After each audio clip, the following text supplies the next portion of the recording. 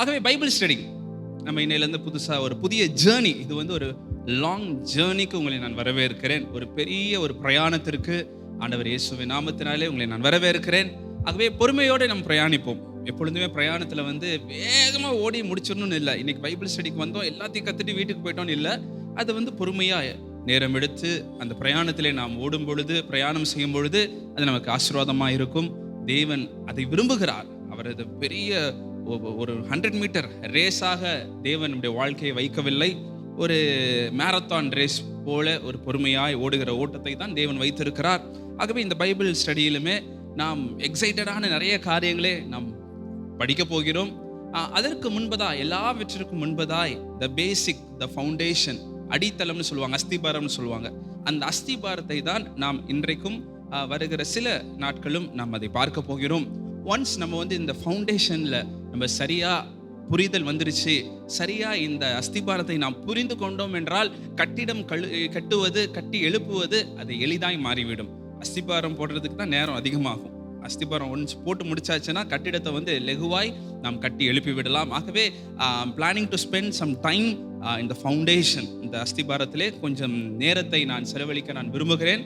ஆகவே தேவன் ஆசீர்வதிப்பாராக இந்த காரியங்கள் எல்லாம். ஆகவே இந்த முதலாவது ஃபவுண்டேஷன், முதல் அடித்தளம், the need to interpret the Bible. எப்படியாக நாம் பைபிளை வந்து விளக்க போகிறோம், எப்படியாய் நாம் பைபிளை விளக்கி படிக்க போகிறோம். how we are going to interpret the Bible. எப்படியாக வேதாகமத்தை நாம் விளக்கி நாம் படிக்க போகிறோம். நாம் ஒவ்வொரு காவியத்தையும், ஒவ்வொரு எழுத்துக்களையும் ஒவ்வொரு விதமாய் படிக்கிறோம். பாட புத்தகத்தை கவனத்தோடு நாம் படிக்க வேண்டும். பாட புத்தகம் இருந்தால் அதை கவனத்தோடு நாம் படிப்போம். இதே நியூஸ் பேப்பர் இருக்குது அப்படின்னா அப்படியே ஒரு ஸ்கிம் த்ரூ பண்ணுவோம், அப்படியே ஒரு கிளான்ஸ் அப்படியே பார்த்துட்டு போவோம், ஹெட்லைன்ஸ்லாம் பார்த்துட்டு போவோம். ஏதாச்சும் முக்கியமாக இருந்தால் அதை மட்டும் டீட்டெயில்டாக கொஞ்சம் நம்ம படிப்போம். இப்போ உதாரணத்துக்கு வீட்டு பத்திரம்லாம் இருக்குது, பத்திரம் எழுதி கொடுக்குறாங்க, அது ரொம்ப கவனமாக ஒரு வார்த்தையும் விடாமல் நம்ம வந்து ரொம்ப மிகவும் சிரமம் எடுத்து அந்த பத்திரத்தை வந்து கரெக்டாக படிப்போம். ஆகவே ஒவ்வொரு கடிதத்தையும், ஒவ்வொரு எழுத்துக்களையும் நாம் ஒவ்வொரு விதமாய் நாம் வந்து அதை அனுசரிக்கிறோம், ஹேண்டில் பண்ணுறோம். அதே மாதிரி பைபிள், நம்ம கையில் இருக்கிற பைபிள் புத்தகம் வந்து எப்படியாய் நாம் இதை ஹேண்டில் பண்ண போகிறோம்? பாட புத்தகத்தை போல படிக்க போகிறோமா, இல்லைனா நியூஸ் பேப்பர் மாதிரி நம்ம படித்து புரிந்து கொள்ள போகிறோமா, அல்லது ஏதாவது இந்த வீட்டு பத்திரம் ரொம்ப முக்கியமான டாக்குமெண்ட்ஸ் மாதிரி ஒவ்வொரு எழுத்துக்களையும் நாம் அப்படியே படித்து எழுத்துக்களையும் விடாமல் படிச்சு புரிந்து கொள்ள போகிறோமா? ஆகவே எப்படியா இந்த பைபிளை நம்ம வந்து படித்து புரிந்து கொள்ள போகிறோம், எப்படி விளங்கி கொள்ள போகிறோம்?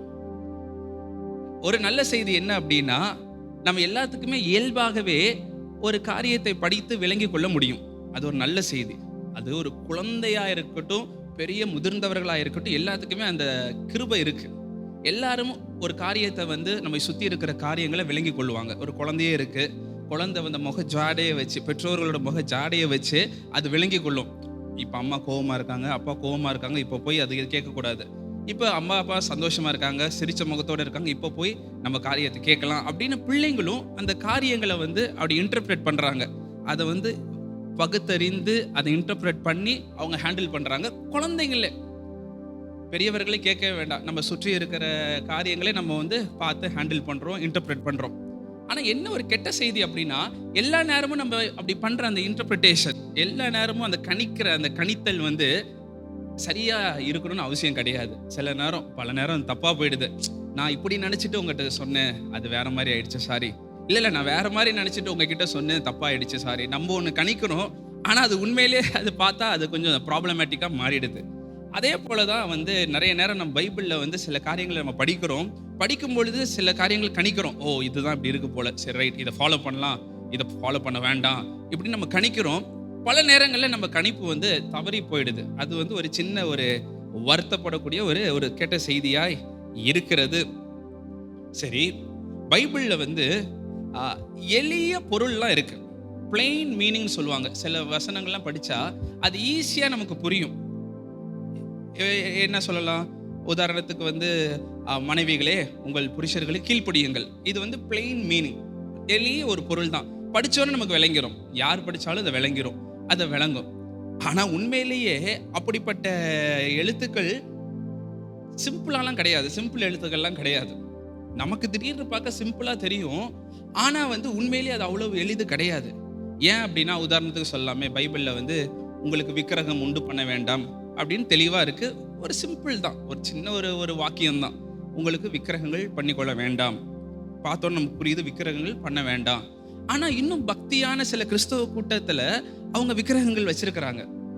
இன்னும் ஒரு பக்தியாய் நடக்கிற கிறிஸ்தவர்கள் இன்னும் விக்கிரகங்கள் அவங்க கோயில்களில், அவங்க தேவாலயத்தில், நம்ம எந்த மதம் எந்த டினாமினேஷன் நமக்கு தெரியும், அவர்கள் விக்கிரகங்கள் வைத்திருக்கிறார்கள்.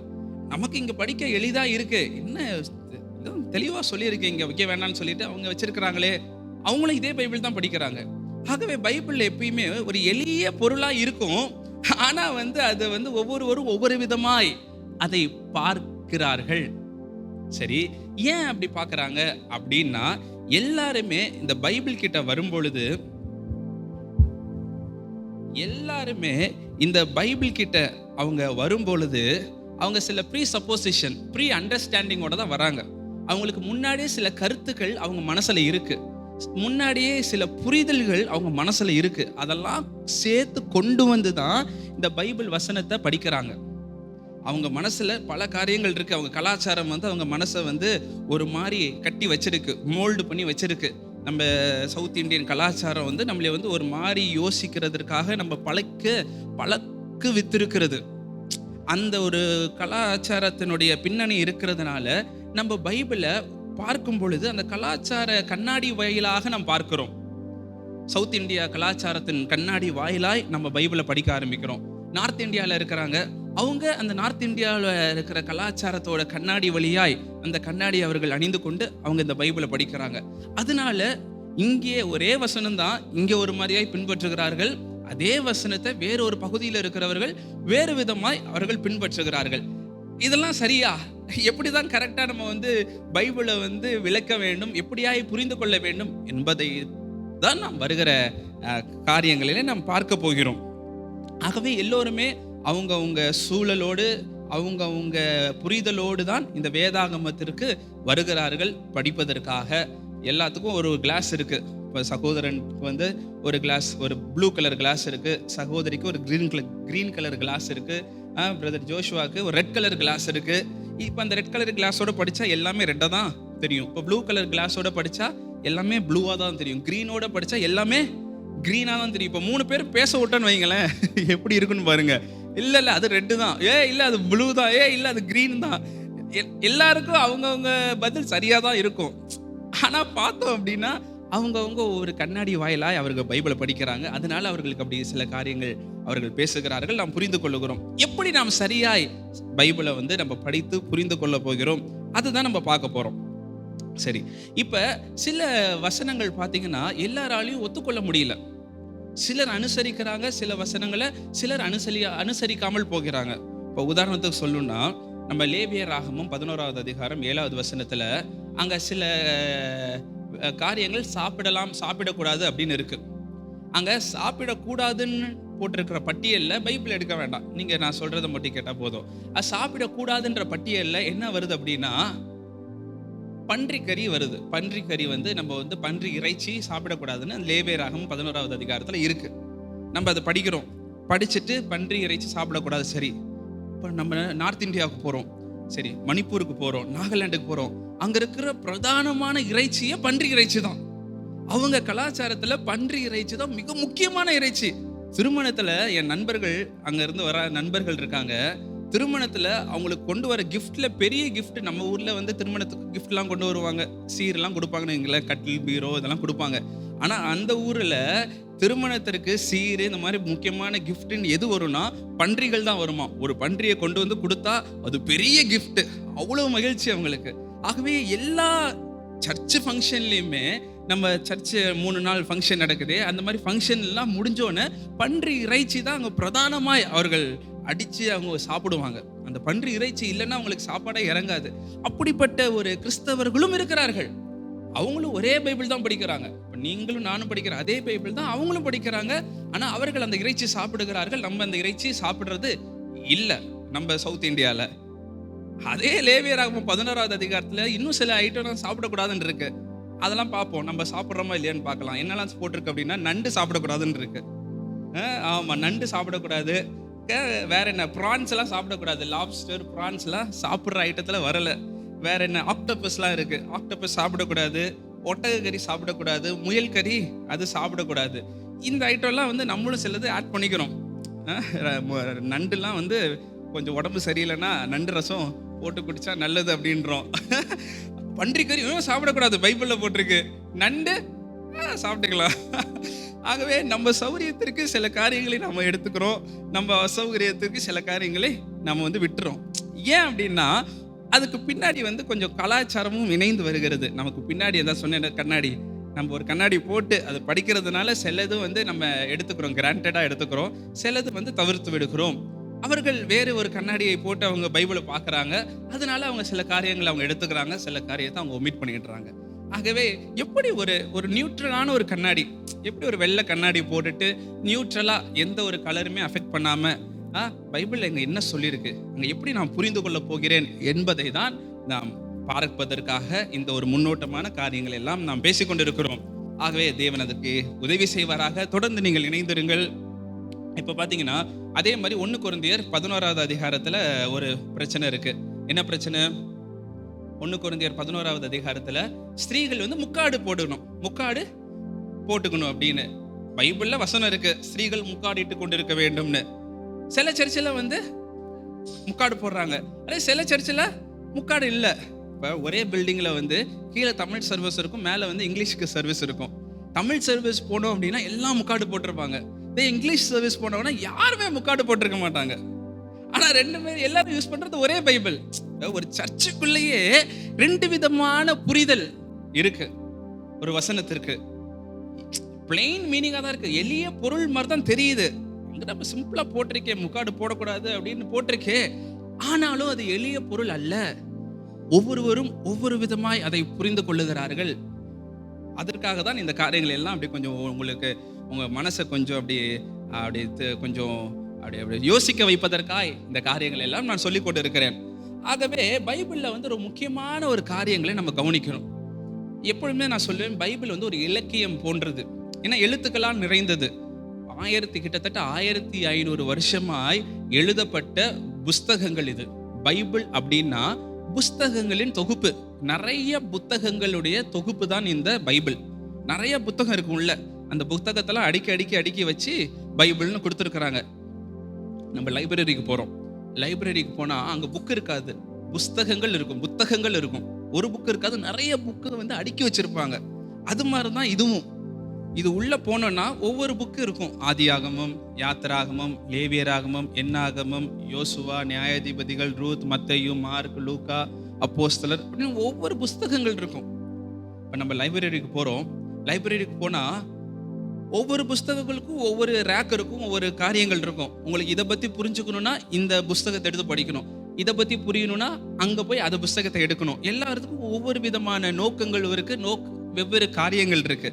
ஆனா பைபிள்ல மட்டும் நம்ம வந்துட்டோம் அப்படின்னா ஆதியாகமத்துல இருந்து வெளிப்படுத்தல் விசேஷம் வரைக்கும் எல்லாத்துக்கும் ஒரே மாதிரி தான் நம்ம படிச்சுட்டு போவோம். லைப்ரரிக்கு போனா அப்படி பண்றது இல்லை. லைப்ரரிக்கெல்லாம் போனா நம்ம கரெக்டா படிப்போம். இது மேக்ஸ் புக்கு, இது சயின்ஸு, இது ஹிஸ்டரி, ஐயோ இது வந்து கவிதை புக்குப்பா, இது வந்து கவிதை புக்கு, இது நகைச்சுவை புஸ்தகம் அப்படின்னு வேறா பிரிச்சு படிக்கிறோம். பைபிள்ல வரும் பொழுது மாத்திரம் நாம் வந்து அதை செய்வதில்லை. எல்லாத்தையும் ஒரே மாதிரியாய் நம்ம படிக்க முயற்சி செய்கிறோம். அது வந்து கொஞ்சம் நம்ம மாத்திக்க வேண்டிய ஒரு காரியம். பைபிள் என்பது புஸ்தகங்களுடைய ஒரு தொகுப்பா இருக்கிறது. சரி, இதுல வந்து சில இலக்கிய சாதனங்கள், டூல்ஸ் யூஸ் பண்ணியிருக்கிறாங்க. இலக்கிய ஒரு சாதனங்கள், டூல்ஸ், லிட்ரேச்சர் டூல்ஸ்ன்னு சொல்லுவாங்க. உதாரணமா இப்போ நான் மைக்கில் பேசுறேன், இப்போ நமக்கு சவுண்ட் சிஸ்டம் இருக்கு, ஆடியோ இருக்கு, இதுக்கு டூல்ஸ் நம்ம யூஸ் பண்றோம். என்ன டூல்ஸ்லாம் யூஸ் பண்றோம்? மைக்குன்னு ஒரு டூல் யூஸ் பண்றோம். இதை ரிசீவ் பண்றதுக்கு ரிசீவர்னு ஒரு டூல் இருக்கு. இதெல்லாம் ஹேண்டில் பண்ணுறதுக்கு நமக்கு மிக்சர்னு ஒரு அங்கே இன்ஸ்ட்ருமெண்ட் இருக்குது. இதெல்லாம் ரெக்கார்ட் பண்ணுறதுக்கு ஒரு கேமரா இருக்குது நமக்கு. இப்படி வந்து பலதரப்பட்ட டூல்ஸ் நம்ம வந்து உபயோகப்படுத்துகிறோம். வேலை செய்கிறீங்க, உங்கள் கையில் பல டூல்ஸ் இருக்கும் வேலை செய்கிறதுக்கு. வீட்டில் இருக்கீங்க, சமைக்கிறீங்க, நிறைய டூல்ஸ் இருக்கும். உங்களுக்கு பாத்திரத்தை தூக்குறதுக்கு ஒரு டூல் வச்சுருப்பீங்க, சமைக்கிறதுக்கு ஒரு டூல், அதுக்கு இதுக்குன்னு ஒவ்வொரு டூல்ஸ் இருக்கும். அதே போல் இந்த இலக்கியத்தை எழுதும் பொழுதும் அவர்களுக்கு வந்து சில சாதனங்கள்லாம் அவங்க வந்து உபயோகப்படுத்தி இருக்கிறாங்க. என்ன சாதனங்கள்லாம் அவங்க உபயோகப்படுத்தியிருக்காங்க, பைபிளில் உபயோகப்படுத்தியிருக்காங்க அப்படின்னா, சில காரியங்கள் நான் சொல்கிறேன், நீங்கள் நோட் பண்ணிக்கோங்க, இல்லை மனசில் வச்சுக்கோங்க. சில காரியங்கள், சில டூல்ஸ்லாம் நான் சொல்கிறேன். இந்த டூல்ஸ்லாம் இருக்குது பைபிளில். ஒப்பீடு, சிமிலி அப்படின்னு சொல்லுவாங்க. ஆங்கிலத்தில் சிமிலி அப்படின்னு ஒரு டூல் இருக்குது. ஒப்பிடுதல் அப்படின்னு ஒரு டூல். அது என்ன ஒப்பிடுதல் அப்படின்னா, எப்படி சொல்லலாம்னா, அவன் நீர்க்கால்களின் ஓரமாய் நடப்பட்டு தன் காலத்தில் தன் கனியை தந்து இலையுதிராதிருக்கிற மரத்தை போல் இருப்பான். மரத்தை போல் இருப்பான். யாரு? நீதிமான் வந்து மரத்தை போல் இருப்பானாம். பாருங்க, நீதிமான், ஒரு மனிதன், ஒரு மனுஷி யாரை போல் இருப்பார்களா? ஒரு மரத்தை போல் இருப்பார்களாம். அப்படின்னா என்ன அர்த்தம்? மரம் மாதிரி கிளைகள் வச்சு, மரம் மாதிரி நேர அப்படி இல்லை. மனிதன் இங்க இருக்கான், மரம் இங்க இருக்கு, ரெண்டுத்துக்கும் பெருசா சம்பந்தமே கிடையாது. ஆனா இந்த மனிதன், இந்த நீதிமான் மரத்தை போல் இருப்பான். இது வந்து ஒரு ஒப்பீடு. எப்படி ஒப்பிடுறாங்க? அந்த மரம் எப்படி செழிப்பா இருக்கிறதோ, அந்த மரம் எப்படி பசுமையா இருக்கிறதோ, ஆசீர்வாதமா இருக்கிறதோ, அதே போல இந்த மனிதனும் நீதிமானும் அவன் ஆசீர்வாதமா இருப்பான். அப்படி ஒப்பிடுறதுக்காக ரெண்டு காரியத்தையும், சம்பந்தம் இல்லாத ரெண்டு காரியத்தையும் எடுத்து அப்படி இணைத்து ஒப்பிடுதல், இதுதான் சிமிலின்னு சொல்லுவாங்க. பைபிள்ல இப்படி நிறைய வசனங்கள் இருக்கு. கர்த்தர் என் மெய்ப்பராய் இருக்கிறார். கர்த்தர் வந்து என் மெய்ப்பர்னா ஒரு ஷெப்பர்டு. இந்த ஆடு மேய்க்கிறாங்க, மாடு மேய்க்கிறாங்க. கடவுள் நம்முடைய ஆடு மேய்க்கிறவரா? இல்ல, மெய்ப்பர்னா பராமரித்து போஷித்து வழி நடத்துகிறவர். ஆகவே கர்த்தர் வந்து அப்படிப்பட்டவராய் இருக்கிறார். இதுதான் ஒப்பீடு. இது வந்து ஒரு சாதனம், ஒரு இலக்கிய சாதனம். வேற என்ன சாதகம்? உருவகம், மெட்டஃபர் அப்படின்னுவாங்க. மெட்டஃபர் அப்படின்னா தமிழ்ல உருவகம் அப்படின்னு சொல்லுவாங்க. எப்படி சொல்லலாம்? அதுக்கு வசனம் வந்து, நானே ஜீவ அப்பம் நானே. இயேசு சொல்றாரு, ஜீவ அப்பம் நானே. அவர் வந்து லிட்ரலாவா பேசுறாரு அந்த இடத்துல. அது லிட்ரல் மீனிங் கிடையாது, அசல் மீனிங் கிடையாது. ஜீவ அப்பம் நானேனா, எந்த கடையில இந்த பிரெட்டை வாங்கலான்னு போயிடுவாங்க. அப்படி பிரெட் அவர் சொல்லல. நான் வந்து சட்டிக்குள்ள வச்சு சுடுற பிரெட் நான் சொல்லல. அவர் என்ன சொல்ல வர்றாங்க ஏசப்பா? எப்படி இந்த அப்பம் ஜீவன் கொடுக்குதோ, நீங்க சாப்பிட்ற உணவு உங்களுக்கு ஆகாரம் வந்து அந்த உணவு ஜீவன் கொடுக்குதோ, பலன் கொடுக்குதோ, உங்களை வாழ வைக்குதோ, அதே போல நானும் ஜீவன் கொடுக்கிறேன். உங்களை வாழ வைப்பதற்காக ஜீவனை கொடுக்கிற அப்பம் நான் என்று ஆண்டவர் சொல்லுகிறார். இதுதான் மெட்டஃபர். நானே வாசல் அப்படின்னு சொல்லுவார் ஏசப்பா. அதுக்கு நான் அவர் என்ன வாசலா? 10க்கு 10 சைஸ்ல இருக்கிற வாசல் அவர் இல்ல. அவர் தான் என்ட்ரன்ஸ். ரட்சிப்புக்கு அவர் தான் வாசல், அவர் தான் வழி. பிதாவிற்கு அவர் தான் வழி. அந்த வாசலை திறந்தாதான் பிதாவை தரிசிக்க முடியும். ஆகவே இது மெட்டஃபர், உருவகம் அப்படின்னு தமிழ்ல சொல்லுவாங்க. மூணாவது வந்து ஊமை கதை, பேரபிள். பைபிள்ல நிறைய பேரபிள்ஸ் இருக்கு. ஊமை கதை அது வந்து உண்மையான கதை கிடையாது, சித்தரிக்கப்பட்ட கதை. அதை வந்து ஒரு பொருளை விளக்குவதற்காக சொல்றது. ஒரு மீனிங்கை வந்து அங்க சொல்லணும். இவங்களுக்கு எப்படி புரிய வைக்கலாம்?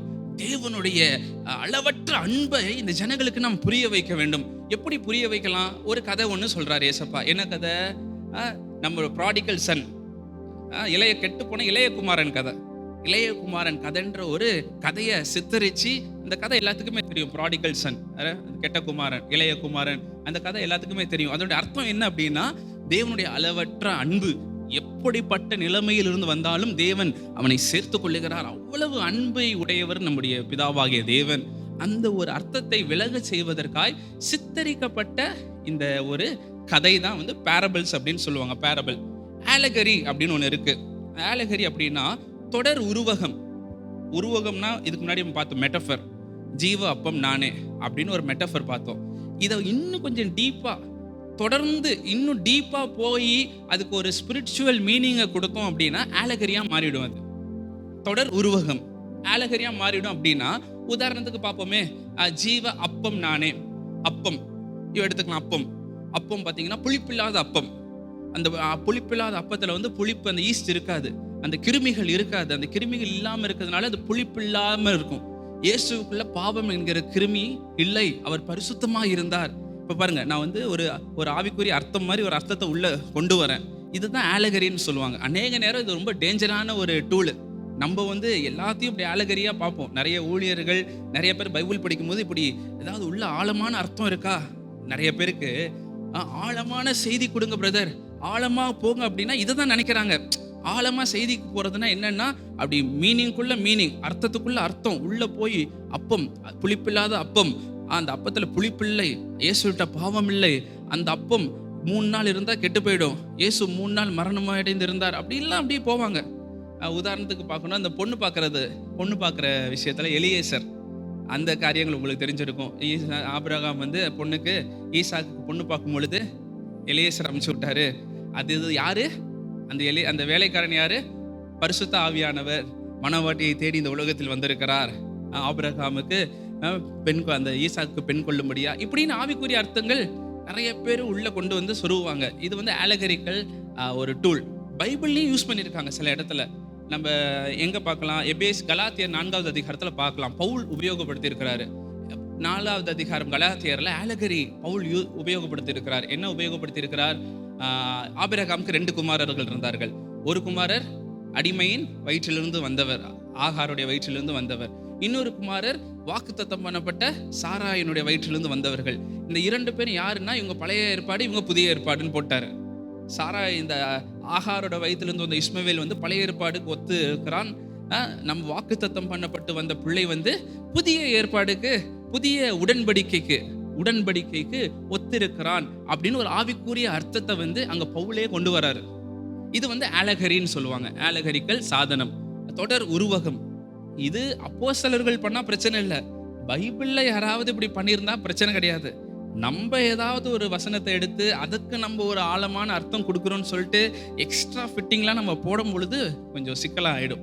அதனால அது ரொம்ப ஜாக்கிரதையா நம்ம இருக்கணும். ஆகவே அடுத்தது வடிவியல், டைப்பாலஜி அப்படின்னு சொல்லுவாங்க ஒரு சாதனம். டைப்பாலஜி, வடிவியல் அப்படின்னா, பழைய ஏற்பாட்டில் பலி செலுத்தும் முறை இருந்துச்சு.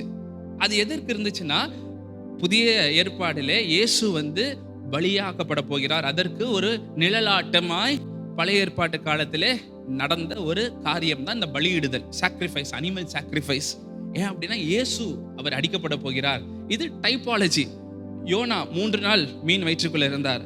இயேசுவும் அதே போல மரித்து அவர் இந்த 3 நாள் இருந்தார். இது ஒரு டைப்பாலஜி. யோனா அந்த மீன் வயிற்றுக்குள்ள இருந்தது, இயேசு அவர் மரித்து போய் இருந்தது ஒரு டைப்பாலஜி. இப்படி ஒரு சாதனங்கள் உபயோகப்படுத்தப்பட்டிருக்கிறது. இன்னும் ஒரு சாதனம் சொல்றேன், ஹைப்பர்போலே.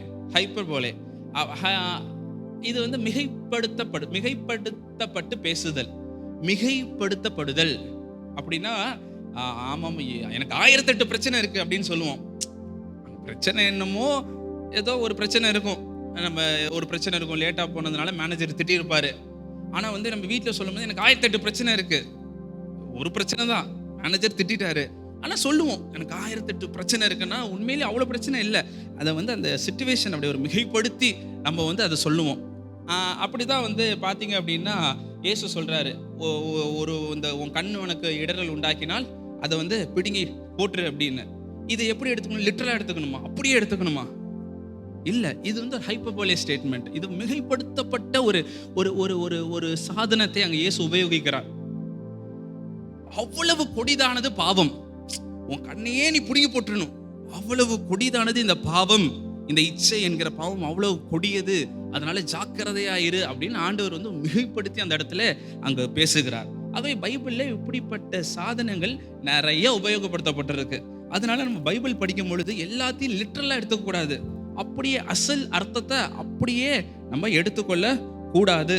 உதாரணமா சங்கீதம் 22 பாத்தீங்க அப்படின்னா, பாசான் தேசத்து எருதுகள் என்னை வளைந்து கொண்டிருக்கிறது, அநேகம் காளைகள் என்னை சூழ்ந்து கொண்டது அப்படின்னு சங்கீதக்காரன் பாடுகிறான். பாசான் தேசத்து எருதுகள் என்னை சூழ்ந்திருக்கிறது அப்படின்னா என்ன, எரும மாட்டுக்கு நடுவுலையா இருக்கிறாரு தாவீது? எரும மாடு வந்துருச்சு அட்டாக் பண்றதுக்கு தாவீத. சிங்கத்தையே வந்து நம்ம ஆளு தும்சம் பண்ற ஆளு, அவனுக்கு எரும மாடுலாம் மேட்ரு கிடையாது. ஆனாலும் வந்து பாசான் தேசத்து எருதுகள் அப்படின்னா அந்த ஊரு வந்து அந்த இந்த எருதுகளுக்கு ஃபேமஸ். ரொம்ப தடியா இருக்கும், பயங்கரமா இருக்கும். அப்படிப்பட்ட பயங்கரமான பலவான்கள், பலமான பிரச்சனைகள் தாவீதை சூழ்ந்திருக்கிறது. அதற்கு வந்து அவர் காரியத்தை எடுத்து அப்படி பேசுகிறார். உடனே நம்ம வந்து லிட்ரல் மீனிங்கை கொடுத்துட கூடாது. இதெல்லாம் வரும்போது புரியும். ஒவ்வொரு காரியங்களை நம்ம பின்னாடி படிக்கும் பொழுது, இது லிட்ரலா எடுத்துக்க கூடாது, இதை வந்து இப்படிதான் நம்ம எடுத்துக்கணும் அப்படின்னு வருகிற நம்ம நாட்களிலே நமக்கு அது வந்து ஒன்று ஒன்றா விளங்க ஆரம்பிக்கும்.